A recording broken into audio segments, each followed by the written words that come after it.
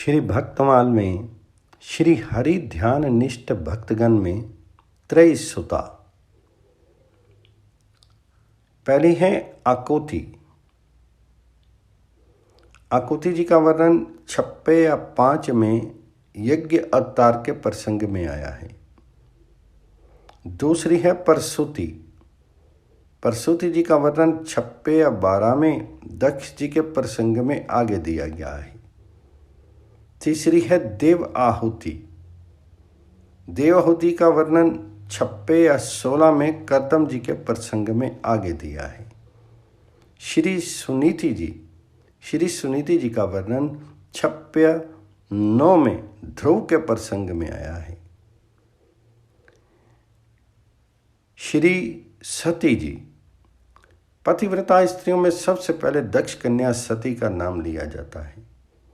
वे ही साध्वी स्त्रियों की आदर्श हैं। उन्हीं के नाम पर अन्य पतिव्रता स्त्रियां भी सती की उपाधि से भूषित हुई हैं। सती धर्म वही है जिसका भगवती सती ने पालन किया है।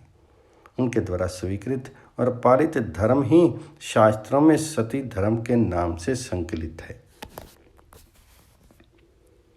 भक्ति सती साक्षात सच्चिदानंदमयी आद्या प्रकृति है। व्यक्त और अव्यक्त सब उन्हीं के रूप हैं। अस्ति भांति प्रिय नाम और रूप में उनकी अभिव्यक्ति होती है। वे ही कोटि कोटि ब्रह्मांडों की जननी हैं। उन्हीं के भ्रकुटी विलास से जगत की सृष्टि पालन और संहार आदि कार्य होते हैं। वे सर्वत्र व्यापक और सर्वस्वरूप होकर के भी सबसे विलक्षण हैं। जगत के जीवों पर करुणा करके लीला के लिए ही वे सगुण रूप में प्रकट हैं। भिन्न भिन्न पुराणों और उपपुराण आदि ग्रंथों में उनके प्रादुर्भाव की अनेकों कथाएं वे भिन्न रूपों में उपलब्ध होती हैं। कल्प भेद से वे सभी ठीक भी हैं। यहाँ अति संक्षेप से उनके जीवन की कुछ बातें निवेदन की जाती हैं। प्रसिद्ध है कि भगवान शंकर स्वभाव से ही विरक्त एवं आत्माराम है। सृष्टि के प्रारंभ में ही उन्होंने स्त्री परिग्रह की इच्छा त्याग दी। ब्रह्मा जी को उनके इस अखंड वैराग्य से अपने सृष्टि कार्य में बाधा पड़ती दिखाई दी। वे शंकर जी के तेज के एक पराक्रमी पुत्र प्राप्त करना चाहते थे, जो विध्वंसकारी असुरों का दमन करने वाला तथा देवताओं का संरक्षण हो। इसके लिए उन्होंने शंकर जी से विवाह करने के लिए अनुरोध किया, किंतु वे अपने संकल्प से विचलित नहीं हुए। भगवान शिव दीर्घकालीन समाधि में संलग्न होकर के सदा अपने इष्ट देव साकेत विहारी श्री रघुनाथ जी का चिंतन करते रहते थे। सृष्टि और संसार के झमेले में पड़ना उन्हें स्वीकार नहीं था। ब्रह्मा जी एक ऐसी नारी की खोज में थे जो महादेव जी के अनुकूल हो, उनके तेज को धारण कर सके और अपने दिव्य सौंदर्य से उनके मन पर भी अधिकार प्राप्त करने में समर्थ हो, किंतु ऐसी कोई स्त्री उन्हें दिखाई नहीं दी। तब उन्होंने अपनी अभीष्ट सिद्धि के लिए भगवती विष्णु माया की आराधना करना ही उचित समझा। ब्रह्मा जी के नाम मानस पुत्रों में प्रजापति दक्ष बहुत प्रसिद्ध हैं। इनकी उत्पत्ति ब्रह्मा जी के दाहिने अंगूठे से हुई थी। एक समय शापवश इनको ये शीत त्यागना पड़ा। इसके बाद वे 10 प्रचेताओं के अंश से उन्हीं की पत्नी मारीशा के गर्भ से उत्पन्न हुई। तब से प्राचीतस दक्ष के नाम से उनकी प्रसिद्धि हुई। प्रजापति वीरन की कन्या वीरनी इनकी धर्मपत्नी थी। ब्रह्मा जी के आदेश से दक्ष ने आराधना करके भक्ति को पुत्री रूप में प्राप्त किया, परंतु भगवती ने उनसे पहले ही कह दिया कि यदि तुम कभी मेरा तिरस्कार करोगे तो मैं तुम्हारी पुत्री नहीं रह सकूंगी, शीत त्याग करके अन्यत्र चली जाऊंगी। कन्या का साधु स्वभाव और भोलापन देखकर ही माता पिता ने उसका नाम सती रख दिया। सती का हृदय बचपन से ही भगवान शंकर की ओर आकृष्ट था। कुछ बड़ी होने पर उसने खेल कूद और मनोरंजन से मन को हटा लिया और वह नियम पूर्वक महादेव जी की आराधना करने लगी। वह प्रातःकाल ब्राह्म वेला में उठ करके गंगा स्नान करती और भगवान जी की पार्थिव मूर्ति बना करके फूल और बिल्व पत्र आदि से उसकी विधिवत पूजा करती थी। हिरण नेत्र बंद करके मन ही मन प्राणाधार का ध्यान धरती और उनसे मिलने की उत्सुक होकर के देर तक आंसू बहाया करती थी। सच्चे प्रेम की पिपासा प्रति क्षण बढ़ती ही रहती है। यही दशा सती की भी थी। उनके मन प्राण भगवान शंकर के लिए व्याकुल रहने लगे। उसे वीरा का एक एक क्षण युग के समान प्रतीत होता था। उसकी जिह्वा पर शिव का नाम था। हृदय में उन्हीं की मनोहर मूर्ति बसी हुई थी। उनकी आंखें शिव के सिवा दूसरे पुरुष को देखना नहीं चाहती थी। वह सोचती, क्या आशुतोष भगवान शिव मुझे दीन अबला पर भी कभी कृपा करेंगे? क्या कभी ऐसा समय भी आएगा जब मैं अपने आप को उनके चरणों में समर्पित करके ये तन मन जीवन और यौवन सार्थक कर सकूंगी? इन्हीं भावनाओं से वह बेसुध रहती थी। सती की यह प्रेम साधना आगे चल करके कठोर तपस्या के रूप में परिणित हो गई। उधर ब्रह्मा आदि देवता भगवान शंकर के पास गए और उनसे असुर विनाशक पुत्र की प्राप्ति के लिए विवाह करने का अनुरोध करने लगे। शिव ने विवाह की अनुमति दे दी और योग्य कन्या की खोज करने की को कहा।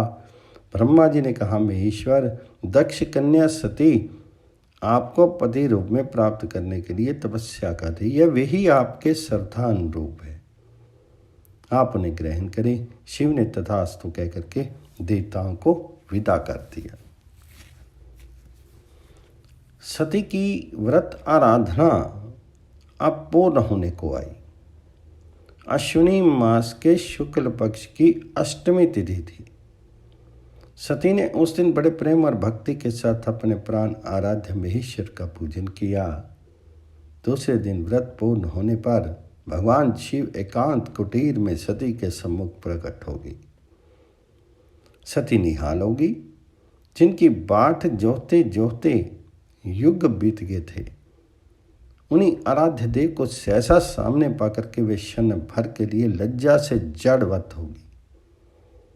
मन आनंद के समुद्र में लहरें लेने लगा। उनकी आंखें भगवान जी के चरणों में जा लगी। शीर रोमांचित हो उठा।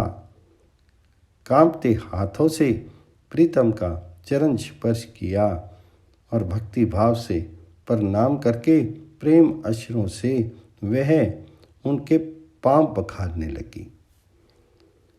भगवान ने अपने हाथों से सती को उठा करके खड़ा किया। उस समय उसका रोम रोम अनिर्वचनीय रस में डूबा हुआ था। शंकर जी सती की तपस्या का उद्देश्य जानते थे, तभी उन्होंने उन्हीं के मुंह से उनका मनोरथ सुनने के लिए कहा, दक्ष कुमारी, मैं तुम्हारी आराधना से बहुत संतुष्ट हूँ। बताओ किस लिए अपने कोमल अंगों को इस कठोर साधना के द्वारा कष्ट पहुँचाया है। सती संकोच से मुख नीचे किए हुए बोली, देवादिदेव, आप घटघटवासी हैं। मेरी अभिलाषा आपसे छिपी नहीं है। आप स्वयं ही आज्ञा दें, मैं आपकी क्या सेवा करूं। सती का ये अलौकिक प्रेम देख करके भगवान शिव उसके हाथों बिना दाम बिक गए। वे सहसा बोल उठे, देवी, तुम मेरी पत्नी बन करके मुझे अनुग्रहित करो। सती का हाथ भगवान शिव के हाथ में था। प्रभु की वह अनुराग भरी वाणी सुनकर के वे पुनः रमणी सुलभ लज्जा के वशीभूत हो गई। उनकी जन्म जन्म की साध अब पूरी होने जा रही थी। उस समय उनके मन में कितना सुख, कितना आनंद था, इसका वर्णन नहीं हो सकता। उन्हें थोड़ी ही देर में अपने को संभाला और मंद मुस्कान के साथ संकोच युक्त वाणी में कहा, भगवान, मैं अपने पिता के अधीन हूँ। आप उनकी अनुमति से मुझे अपनी सेवा का सौभाग्य प्रदान करें।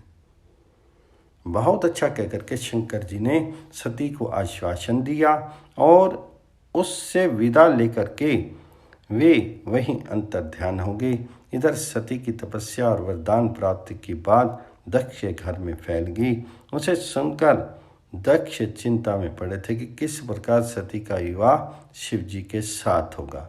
इतने में ही भगवान शंकर के अनुमति से ब्रह्मा जी ने आकर के कहा, मैं स्वयं ही शंकर जी को साथ लेकर यहाँ आऊँगा, तुम विवाह की तैयारी करो। नियत समय पर ब्रह्मा और देवताओं के साथ भगवान शिव विवाह के लिए पधारे। उस समय भी उनका वही अंडभंगी वेश था। दक्ष को उनकी वेशभूषा पर क्षोभ हुआ, फिर भी उन्होंने समारोह पूर्वक सती का विवाह शिव जी के साथ कर दिया। विवाह के पश्चात सती माता पिता के से विदा होकर पति के साथ कैलाश धाम चली गई। वे भगवान शिव के साथ दीर्घ काल तक वहाँ के सुरम्य प्रदेशों में सुख से रहने लगी। देवताओं और यक्षों की कन्याएं उनकी सेवा किया करती थी।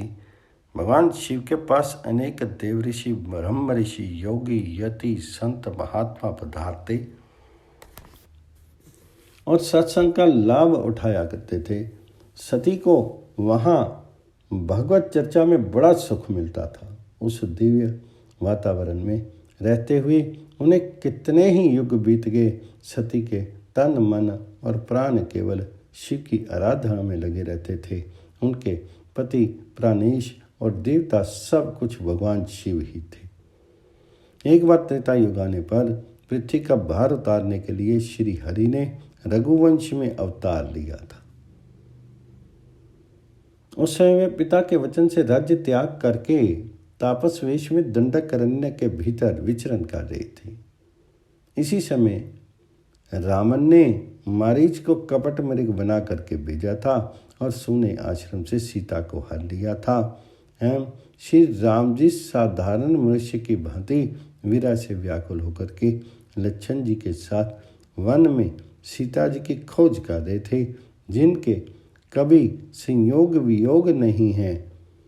उनमें भी वीरा का दुख प्रत्यक्ष देखा जा रहा था। इसी अवसर पर भगवान शंकर सती देवी को साथ लिए अगस्त्य के आश्रम से राम कथा का आनंद लेकर के कैलाश को लौट रहे थे। उन्होंने अपने आराध्य देव श्री रघुनाथ जी को देखा। उनके हृदय में बड़ा आनंद हुआ। श्री राम शोभा के समुद्र हैं। उन्हें शिवजी ने आंख भर करके देखा, परंतु ठीक असर न होने से परिचय नहीं किया। उनके मुंह से सहसा निकल पड़ा, जय सच्चिदानंद जग पावन। शंकर जी सती के साथ चले जा रहे थे। आनंद अतिरेक से उनके शरीर में बारंबार रोमांच होता था।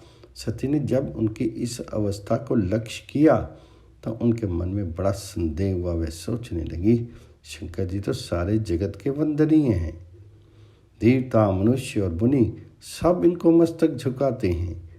इन्होंने एक राजकुमार को सच्चिदानंद परम धाम कहकर प्रणाम कैसे किया और उसकी शोभा देख करके ये इतने प्रेम मग्न हो गए कि अब तक इनके हृदय में प्रीति रोकने से भी नहीं रुकती।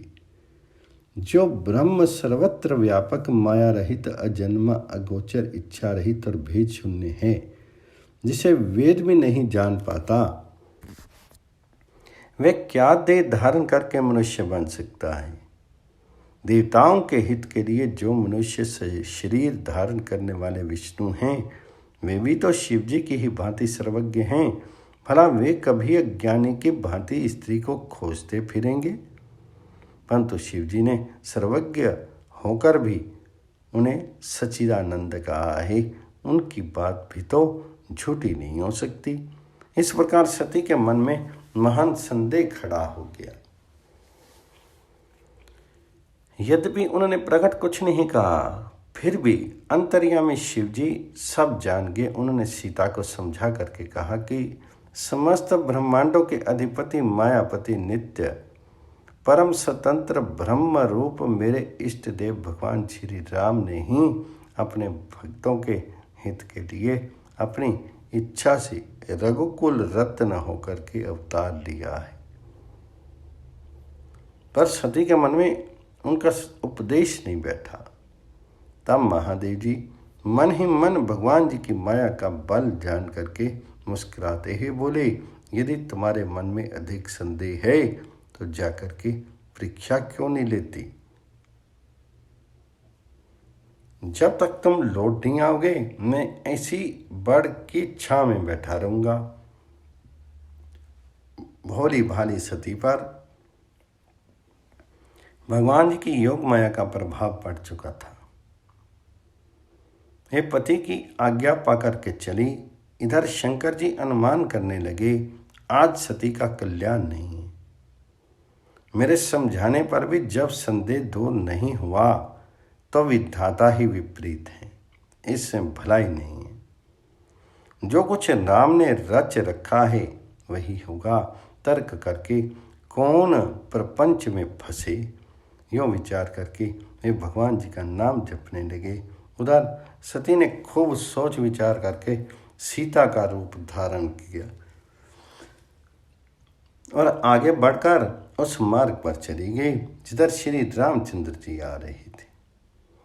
लक्ष्मण जी सीता को मार्ग में खड़ी देख करके चकित हो गए। जिनके स्मरण मात्र से अज्ञान मिट जाता है, उन सर्वज्ञ श्री रामचंद्र जी ने सारी बात जान करके मन ही मन अपनी माया के बल का बखान करते हुए हाथ जोड़ करके सीता रूपणी सती को प्रणाम किया, अपना और अपने पिता का नाम बताया तथा हंसकर पूछा, देवी शिवजी कहाँ हैं? आप वन में अकेली क्यों विचर रही हैं? अब तो सती जी संकोच में खड़ गई। वे भयभीत होकर के शंकर जी के पास लौट चली। उनके हृदय में बड़ी चिंता हो गई थी। वे सोचने लगी, मैंने स्वामी का कहना नहीं माना, अपना अज्ञान श्री रामचंद्र जी पर आरोपित किया, अब मैं उनको क्या उत्तर दूंगी? फिर वे बारंबार श्री रामचंद्र जी के चरणों में प्रणाम करके उस स्थान की ओर चली जहाँ शिवजी उनकी प्रतीक्षा में बैठे थे। निकट जाने पर शिवजी ने हंस करके कुशल समाचार पूछा और कहा, सच सच बताओ किस प्रकार परीक्षा ली है? तो सती ने श्री रघुनाथ जी के प्रभाव को समझ करके भय के मारे शिवजी से अपने सीता रूप धारण करने की बात छिपा ली। शंकर जी ने ध्यान लगा करके देखा और सती ने तो कुछ किया था यह सब जान लिया। फिर उन्होंने श्री राम जी की माया को मस्तक झुकाया। सती ने सीता का वेश बना लिया। ये जान करके शिवजी के मन में बड़ा विषाद हुआ। उन्हें सोचा, अब यदि मैं सती से पत्नी की भांति प्रीति करता हूं तो भक्ति मार्ग का लोप हो जाता है और बड़ा अन्याय होता है। सती परम पवित्र है, अतः इन्हें छोड़ते भी नहीं बनता और प्रेम करने में बड़ा पाप है। महादेव जी प्रकट रूप से कुछ नहीं कह सके, किंतु उनके हृदय में बड़ा संतोष था। तब उन्होंने श्री राम को मन ही मन प्रणाम किया। भगवान की याद आते ही उनके हृदय में ये संकल्प उदित हुआ, एही तन सती ही भेंट मोहि नाहि। ऐसा निश्चय करके वे श्री राम का स्मरण करते हुए चल दिए। उस समय आकाशवाणी हुई, महेश्वर आपकी जय हो। आपने भक्ति को अच्छी दृढ़ता प्रदान की। आपको छोड़ करके ऐसी प्रतिज्ञा कौन कर सकता है? आप श्री रामचंद्र जी के भक्त हैं, समर्थ हैं और भगवान हैं। सती ने भी वह आकाशवाणी सुनी। उनके मन में बड़ी चिंता होगी। उन्हें सचाते हुए पूछा, दया में कहिए, आपने कौन सा प्रण किया? प्रभु, आप सत्य के धाम और दीन दयालु हैं। मुझ दीन पर दया करके अपनी की हुई प्रतिज्ञा बताइए। तो सती ने भांति भांति से पूछा, किंतु उन्होंने कुछ नहीं बताया। तथा सती ने अनुमान किया, शिवजी सर्वज्ञ हैं, वे सब कुछ जान गए। मैंने इनसे भी छल किया। स्त्री स्वभाव से ही मूर्ख और बेसमझ होती है। अपनी करनी को याद करके सती के हृदय में बड़ा सोच और अपार चिंता हुई। उन्होंने समझ लिया कि शिवजी कृपा के अथाह सागर हैं। इसी से प्रकट में इन्होंने मेरा अपराध नहीं कहा, किंतु उनका रुख देख करके सती को ये विश्वास हो गया कि स्वामी ने मेरा परित्याग कर दिया है। त्याग का विचार आते ही उनका हृदय व्याकुल हो गया। सती को चिंता मग्न देख करके शंकर जी उन्हें सुख देने के लिए सुंदर सुंदर कथा वार्ता कहने लगे। मार्ग में अनेक प्रकार के इतिहास का वर्णन करते हुए वे कैलाश धाम पहुँचे। वहाँ अपनी प्रतिज्ञा को याद करके वे वट वृक्ष नीचे आसन लगाकर बैठ के अपने सहज स्वरूप का स्मरण किया और अखंड समाधि लग गई। सती जी कैलाश पर रह करके एकाकी जीवन व्यतीत करने लगी। उनके मन में बड़ा दुख था। एक एक दिन एक एक युग के समान बीत रहा था और इस दुख समुद्र से पार होने का कोई उपाय नहीं सूझता था। इस प्रकार दक्ष कुमारी सती के दारुण दुख की कोई सीमा नहीं थी। वे रात दिन चिंता की आग में झुलस रही थी। इस अवस्था में पड़े पड़े उनके 87,000 वर्ष बीत गए। इतने दिनों बाद शिवजी की समाधि खुली। वे स्पष्ट वाणी में राम राम का उच्चारण करने लगे। तब सती ने जाना कि जगदीश्वर शिव समाधि से जगे हैं। उन्होंने जाकर के शंकर जी के चरणों में प्रणाम किया। शिवजी ने उनको बैठने के लिए सामने आसन दिया और श्री हरि की रसमयी कथाएं सुनाने लगे। इस प्रकार दयालु महेश्वर ने सती के संतप्त हृदय को कुछ शीतल किया, जिससे उनके दुख का आवेग बहुत कुछ कम हो गया। इसी बीच में सती के पिता दक्ष प्रजापति के पद पर अभिषिक्त हुए। ये महान अधिकार पाकर के दक्ष के हृदय में बड़ा भारी अभिमान पैदा हो गया। संसार में कौन ऐसा है जिसे प्रभुता पाकर मद ना हो। उन्होंने ब्रह्मनिष्ठ महात्माओं को, जिनमें शंकर जी भी थे, उपेक्षा की दृष्टि से देखना आरंभ किया। शंकर जी पर उनके रोष का कुछ विशेष कारण था। वे उनके तत्व से बिल्कुल अनभिज्ञ थे। सती के विवाह के पूर्व ही कुछ ही समय बाद एक बार प्रजापतियों ने यज्ञ का आयोजन किया। उसमें बड़े बड़े ऋषि, देवता, मुनि और अग्नि आदि भी अपने अनुयायियों सहित उपस्थित हुए थे। ब्रह्मा और शिव जी भी उस सभा में विराजमान थे। उसी समय दक्ष भी वहां पधारे। सभी सभासद उनके स्वागत में उठ करके खड़े हो गए। केवल ब्रह्मा जी और महादेव जी अपने स्थान पर बैठे रहे। ब्रह्मा जी तो दक्ष के पिता ही थे, अतः दक्ष ने झुक करके उनके चरणों में प्रणाम किया, किंतु शंकर जी का बैठे रहना उनको बहुत बुरा लगा। उन्हें इस बात के लिए खेद था कि शंकर ने उठकर मुझे प्रणाम क्यों नहीं किया। अतः उन्होंने भरी सभा में उनकी बड़ी निंदा की, कठोर वचन सुनाए और शाप तक दे डाला। भगवान शंकर चुपचाप चले आए। उन्होंने उनकी बात का कुछ भी उत्तर नहीं दिया। इतने पर भी दक्ष का रोष उनके प्रति शांत नहीं हुआ था। वे शिव से संबंध रखने वाले प्रत्येक व्यक्ति से द्वेष रखने लगे। यहाँ तक कि अपनी पुत्री सती के प्रति भी उनका भाव अच्छा नहीं रह गया। प्रजापतियों के नायक बन जाने पर उनको वैर साधन का अच्छा अवसर मिला। पहले तो उन्होंने वाजपेयी यज्ञ किया और उसमें शंकर जी को भाग नहीं लेने दिया। उसके बाद पुनः बड़े समारोह के साथ बृहस्पति सब नामक यज्ञ का आयोजन किया। इस उत्सव में प्रायः सभी ब्रह्म ऋषि, देव ऋषि, पितर देवता और उपदेवता आदि आमंत्रित थे। सब ने अपनी अपनी पत्नी के साथ जाकर के यज्ञ उत्सव में भाग लिया और षष्ठी वाचन किया। केवल ब्रह्मा और विष्णु कुछ सोच करके उस यज्ञ में सम्मिलित नहीं हुए। सती ने देखा कैलाश शिखर के ऊपर आकाश मार्ग से विमानों की श्रेणियां चली जा रही हैं। उसमें देवता, यक्ष, गंधर्व, सिद्ध, विद्याधर, किन्नर आदि बैठे हैं। उनके साथ उनकी स्त्रियां भी हैं जो चमकीले कुंडल हाथ तथा विविध रत्न में आभूषण पहने बड़ी भांति सज धज कर गीत गाती हुई जा रही। सती ने पूछा, भगवान ये सब क्या है? ये लोग कहाँ जा रहे हैं? भगवान शिव ने मुस्कुराते हुए कहा, तुम्हारे पिता के यहाँ बड़ा भारी यज्ञ हो रहा है, उसी में ये लोग निमंत्रित हैं।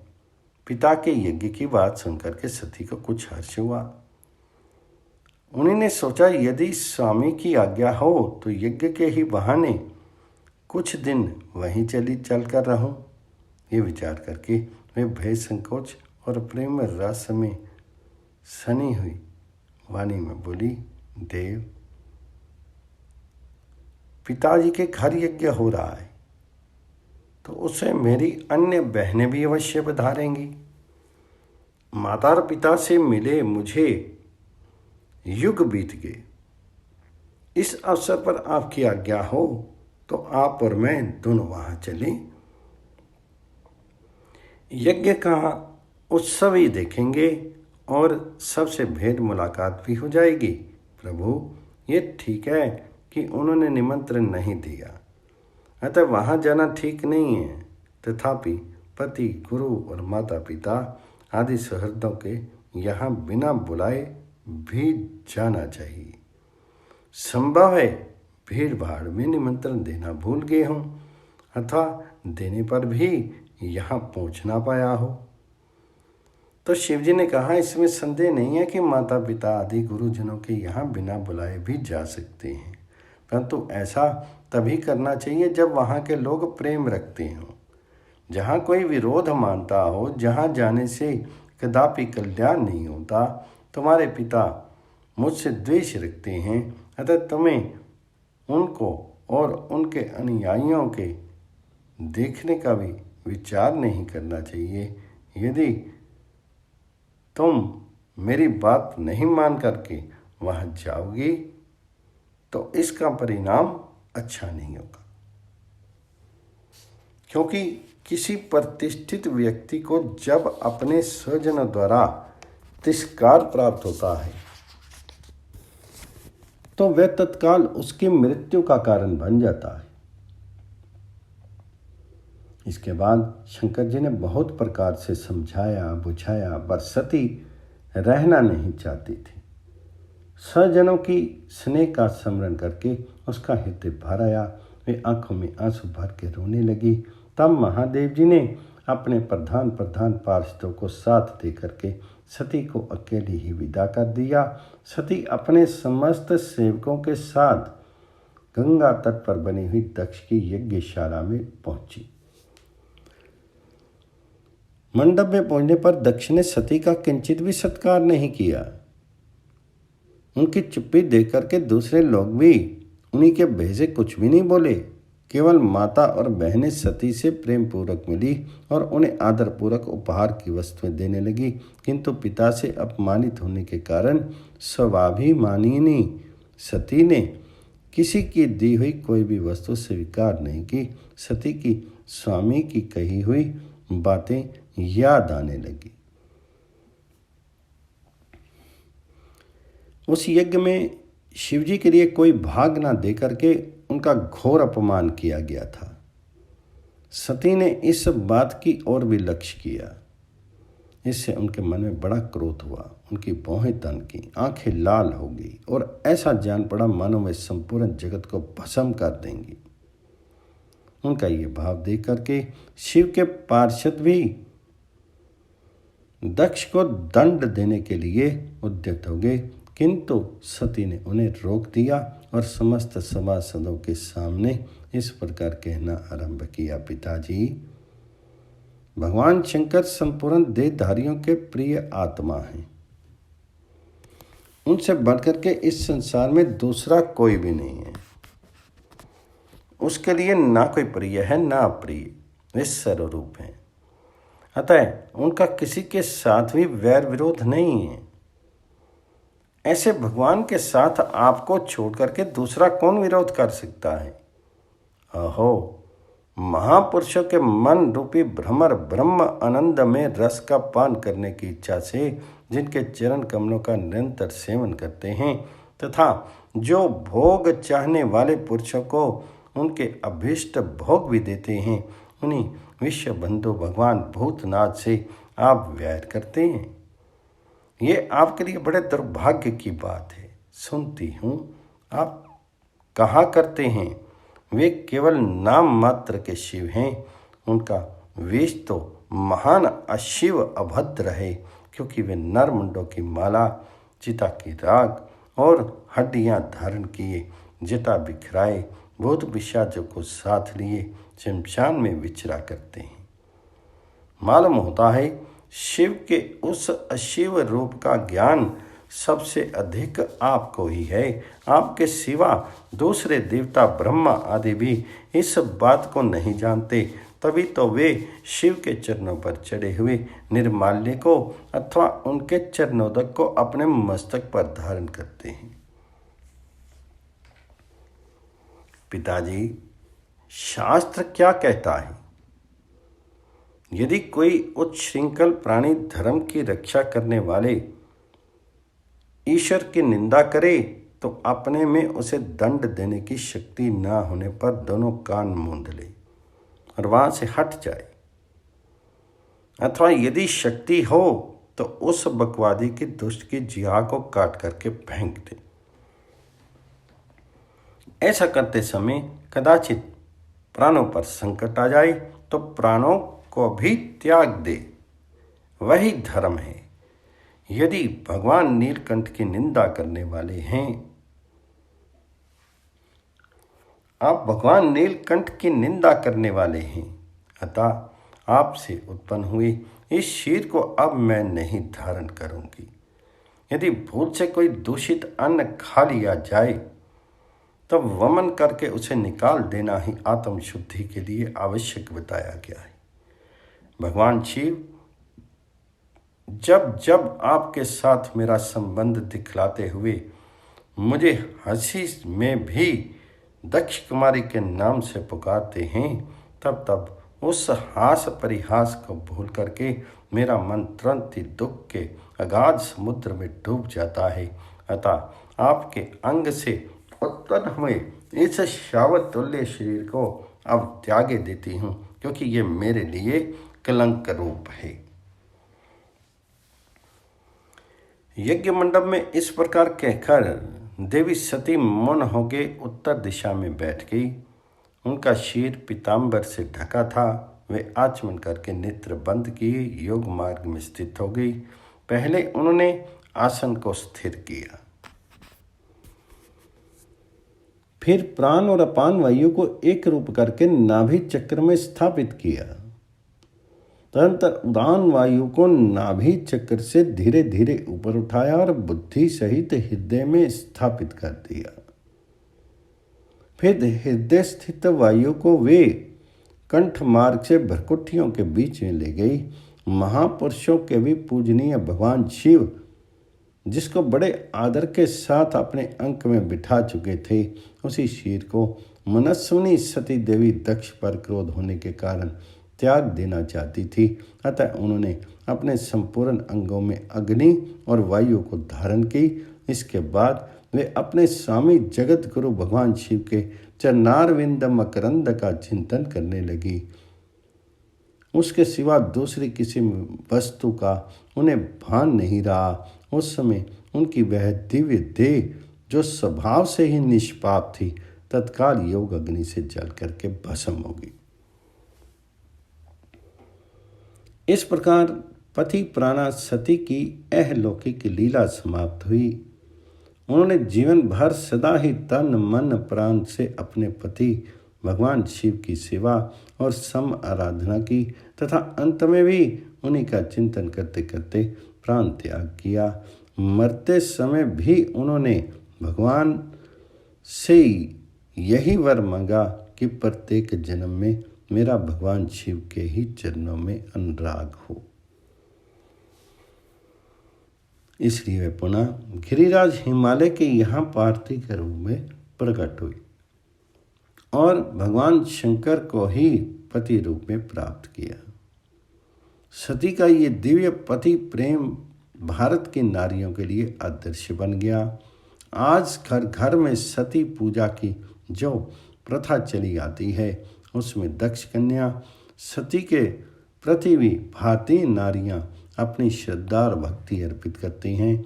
सती जी भगवान शिव के लिए ही उत्पन्न हुई, उन्हीं की सेवा के लिए जीवित रही और उसी में बाधा पड़ने पर फिर उन्हीं को संपूर्ण रूप से प्राप्त करने के लिए उन्होंने अपने शरीर को त्याग दिया। गंगा के किनारे जिस स्थान पर सती ने अपना शरीर छोड़ा था, वह आज भी सोनिक तीर्थ के नाम से विख्यात है।